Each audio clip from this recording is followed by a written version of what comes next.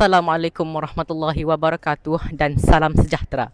Saya Muhammad Nazmi bin Nur Zaimi, wartawan utama TVVSS Pancur bersiaran sempena Majlis Seuntai Budi Segunung Bakti sempena persaraan Puan Hajah Nik Sedayati binti Nikmat.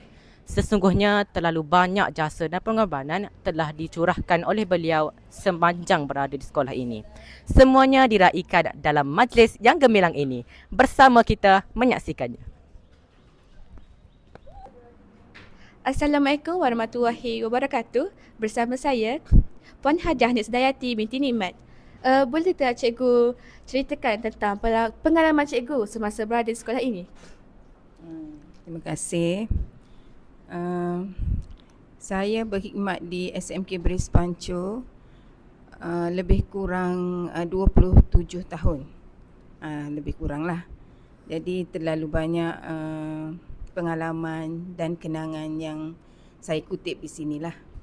Kalau dilihat dari segi sudut pelajar-pelajar, cikgu dapat lihat kejayaan-kejayaan yang dicapai oleh pelajar-pelajar seni, yang mana mereka dapat melanjutkan pelajaran dalam bidang-bidang seni dan juga dapat mencapailah cita-cita mereka untuk menjadi guru pendidikan seni, dapat menjadi artis dan sebagainya.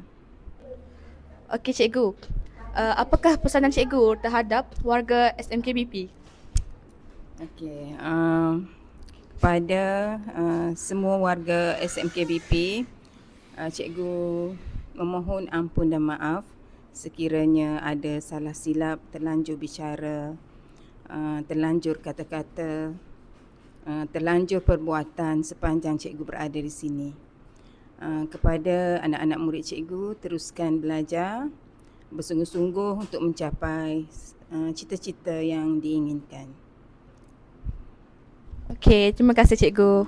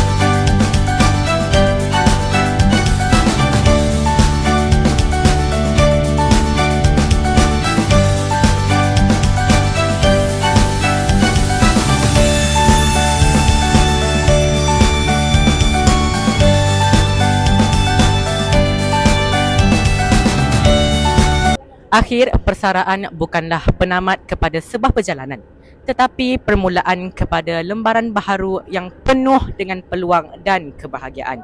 Segala tunjuk ajar, bimbingan dan nilai murni yang telah ditinggalkan akan terus menjadi inspirasi kepada warga sekolah. Selamat bersara cikgu. Sekian, terima kasih.